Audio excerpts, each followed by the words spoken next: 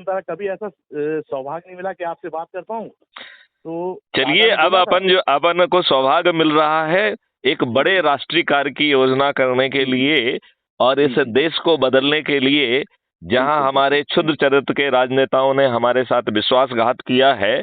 अब ये बताइए, मैं विपिन चतुर्वेदी जी आपसे पूछना चाहता हूं कि कोई भी राष्ट्रभक्त राजनेता अपने देश की जनता पे गुलामों के नियम कानून थोप के रखेगा? संभव ही नहीं है।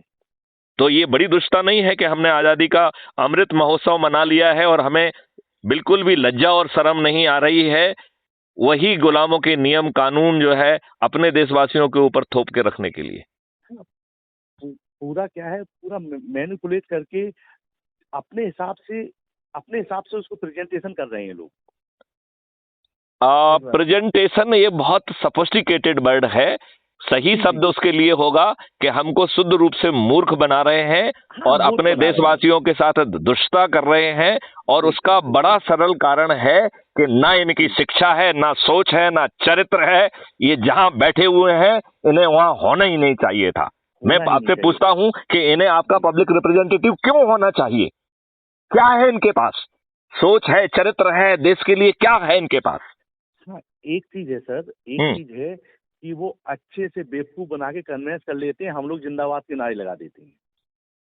जहां तक मेरी सोच है, मेरा सोचना ये है कि हम में से चंद लोग जो कि विद्वान की कैटेगरी में आते हैं, हम विद्वान तो हैं जी, लेकिन हम बहुत बड़े खुदगर्ज हैं।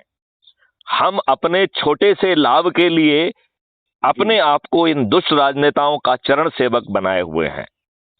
अपने छोटे से लाभ के लिए सत्ता में बैठे लोगों के हम चरण सेवक बन गए हैं और हम अपने देशवासियों को सही बात बता ही नहीं रहे हैं।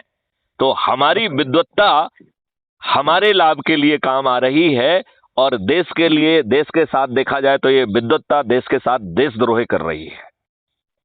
आप ये बताइए, हम कैसे विद्वान हैं कि हमारा जो है जवाहरलाल नेहरू प्रेसिडेंट पर दबाव बनाकर